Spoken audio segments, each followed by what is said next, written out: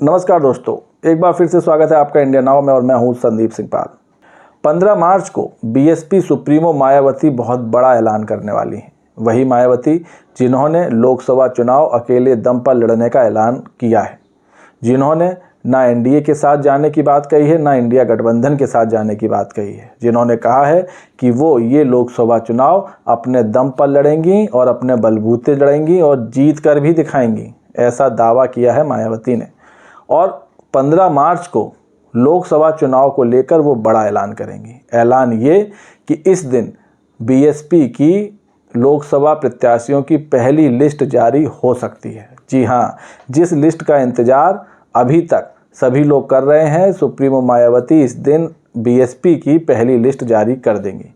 इससे पहले बीजेपी भी अपनी पहली लिस्ट निकाल चुकी है, कांग्रेस भी अपनी 2 लिस्ट जारी कर चुकी है और छोटी मोटी पार्टियां सपा, इन्होंने भी कई जगह अपने कैंडिडेट उतार कर सार्वजनिक कर चुके हैं। बीएसपी के लोगों को इंतजार था कि मायावती कब पहली लिस्ट जारी करेंगी, तो अब वो घड़ी ज़्यादा दूर नहीं है। 15 मार्च की तारीख को बीएसपी सुप्रीमो पहली लिस्ट जारी करेंगे, जिसको लेकर मंडल स्तर के पदाधिकारियों के साथ बैठक भी हुई। साथ ही इस बात पर भी चर्चा हुई कि लोकसभा चुनाव में पार्टी की रणनीति क्या होगी। अगर पार्टी अकेले लड़ रही है बिना किसी के गठबंधन के, तो कैसे वो लोकसभा चुनाव में ज़्यादा से ज़्यादा सीटें जीत पाएगी। हालांकि अभी लोकसभा में मायावती की 10 सीटें हैं। 2019 के लोकसभा में सपा के साथ मायावती ने चुनाव लड़ा था और 10 सीटें जीती थी। सपा सिर्फ 5 ही जीत पाई थी। लेकिन उससे पहले 2014 में जो लोकसभा चुनाव अकेले लड़ा था, उसमें मायावती का खाता नहीं खुला था। हाथी 0 पर ही ढेर हो गया था। हाथी एक कदम चल ही नहीं पाया था और वहीं बैठ गया था। लेकिन 2019 में हाथी 10 कदम चला।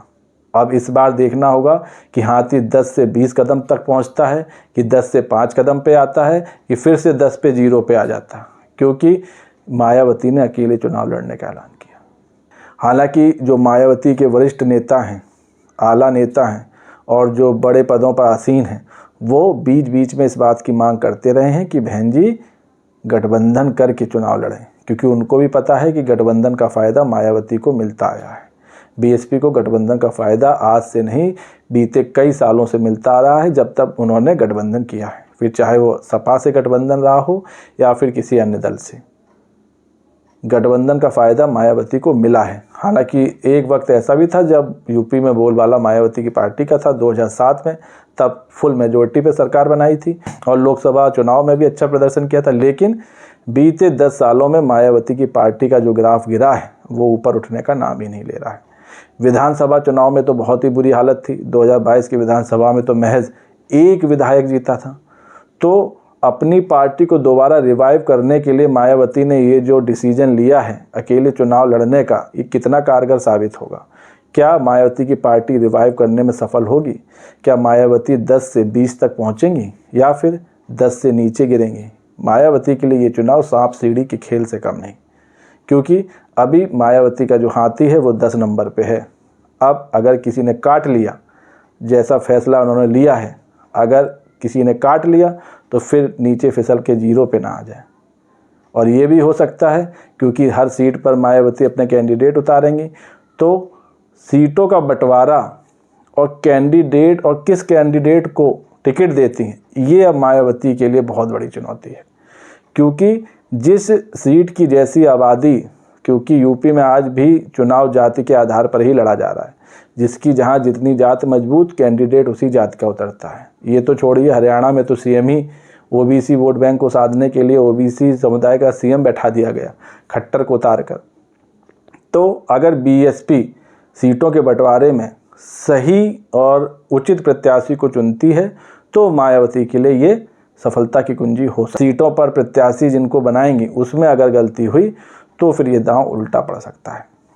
दरअसल मायावती ने 15 मार्च की तारीख इसलिए चुनी क्योंकि इसी दिन काशी राम जी की पुण्यतिथि है और इसी दिन मायावती अपनी पार्टी की पहली लिस्ट जारी करेंगे। हालांकि इसमें भी कुछ पेच बताया जा रहा है। पेच ये बताया जा रहा है कि 15 मार्च से मंडल स्तर पर आयोजित होने वाले कार्यक्रम में बतौर लोकसभा प्रभारी घोषित किया जाएगा। इसके साथ ही चुनावी तैयारियों में जुटा दिया जाएगा। जिनको लोकसभा प्रभारी घोषित किया जाएगा वही टिकट पाएंगे और वही फिर चुनाव प्रचार में जुट जाएंगे। लेकिन अगर इस बार भी मायावती ने चुनाव प्रचार में कोताही बरती, या वो ज़्यादा जनता के बीच नहीं गई, या उन्होंने ज़्यादा रैलियां नहीं की, ज़्यादा जनसभाएं नहीं की, तो ये फिर पार्टी के लिए नुकसानदायक साबित हो सकता है।